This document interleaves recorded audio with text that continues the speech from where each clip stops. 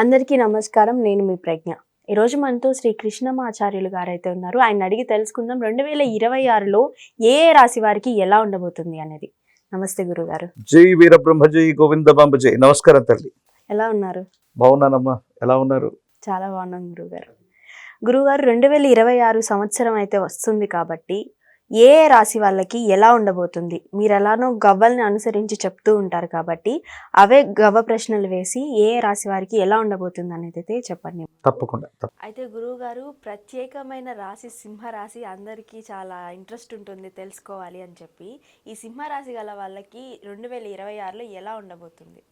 శివాయ బ్రహ్మణే నమ. వీరబ్రహ్మేంద్ర స్వామినే నమో నమ. 2026వ సంవత్సరం సింహరాశి వారి యొక్క రాశిఫలం. శివాయ బ్రహ్మణే నమ. వీరబ్రహ్మేంద్ర స్వామినే నమో నమ. వచ్చినటువంటి ఫలితం 3. ఇది దేవగురువు అయినటువంటి బృహస్పతికి సంబంధించిన ఫలితం.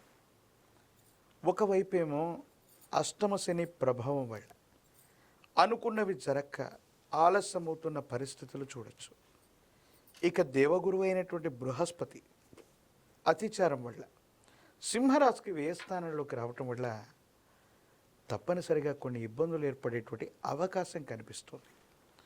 సింహరాశి జాతకులు ప్రత్యేకించి విద్యార్థులు ఎవరైనా ఉన్నప్పటికీ ప్రథమార్థంలో మీరు ఏమైనా ముఖ్యమైనటువంటి పరీక్షలు రాస్తున్నా, పోటీ పరీక్షలు రాస్తూ ఉన్నా వాటిలో సరైనటువంటి ఉత్తీర్ణత రాకపోవచ్చు, లేదా మీరు అనుకున్నటువంటి ఫలితాన్ని పొందలేరు. కానీ ద్వితీయార్థంలో మాత్రం తప్పనిసరిగా అనుకూలవంతమైనటువంటి ఫలితాన్ని పొందగలిగినటువంటి పరిస్థితులు గోచరిస్తూ ఉంటాయి. అష్టమ భావం అంటే 8వ స్థానం.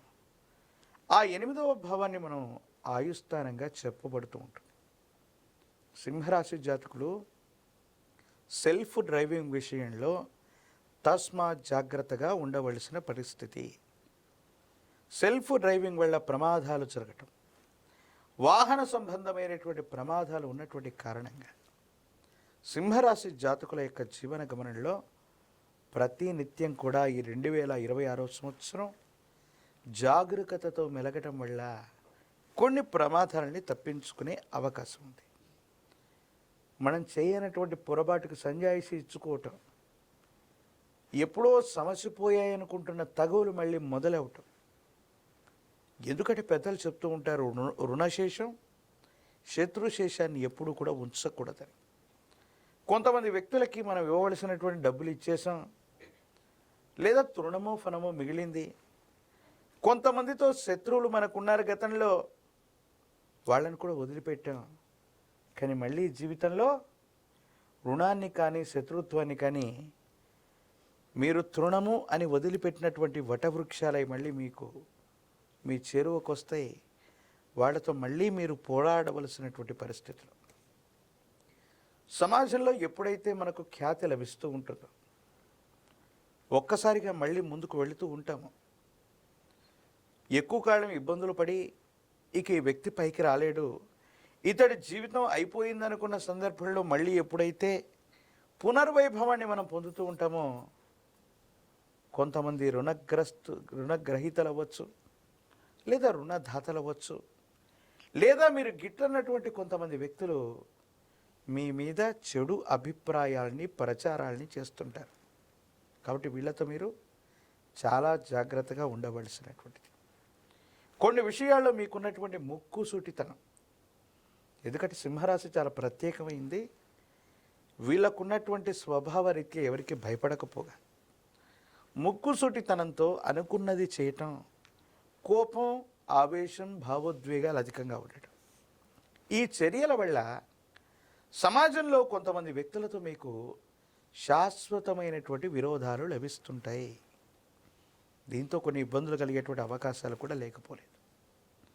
కుటుంబపరమైనటువంటి అంశాల్లో పెద్దల నుండి వచ్చినటువంటి ఆస్తి అవ్వచ్చు, లేదా స్వతహాగా మీరు సంపాదించుకున్న ఆస్తి విషయంలో అన్నదమ్ములు అక్క చెల్లెల యొక్క అతి చోక్యం కూడా అధికమవుతుంది.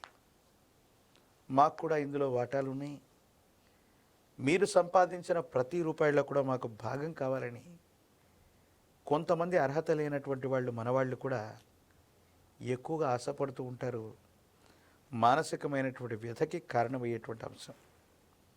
జీవిత భాగస్వామితో అనుకూలవంతమైనటువంటి పరిస్థితులు ఉన్నాయి, సంతానపరమైనటువంటి అంశాలు బాగున్నాయి, యోగదాయకమైనటువంటి ఫలితాన్ని మీరు పొందేటువంటి అవకాశం కూడా కనిపిస్తుంది.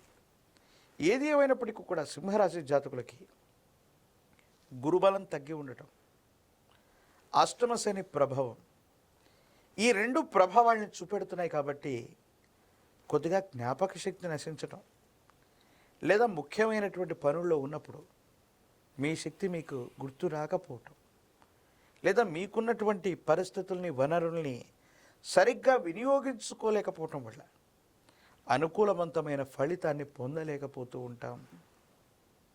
సమాజంలో గిట్టనటువంటి వ్యక్తులు కొన్ని ఇబ్బందులకు గురి చేసే అవకాశం ఉంటుంది.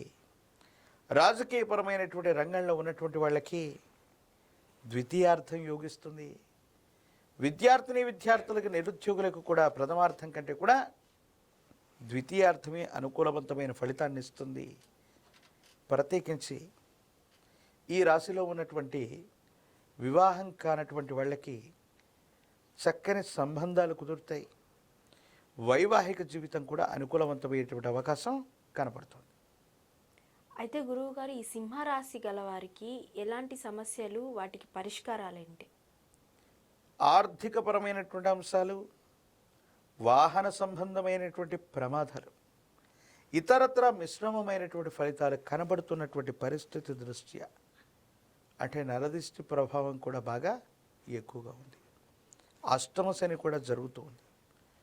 కాలభైరవ రక్షని మెడలో ధరిస్తే, కాలభైరవ రక్షని జ్వాలాముఖి పూసలని మెడలో ధరింప చేసుకున్న కారణంగా అష్టమ శని ప్రభావం నుండి కూడా మనం బయటికి రావటం, తీవ్రమైనటువంటి నరఘోష, నరదిష్టి, నరపీడలు కూడా తొలగిపోవటం, అనుకూలవంతమైనటువంటి పరిస్థితులకి ఇది కారణమయ్యేటువంటి అవకాశంగా మనం చెప్పచ్చు.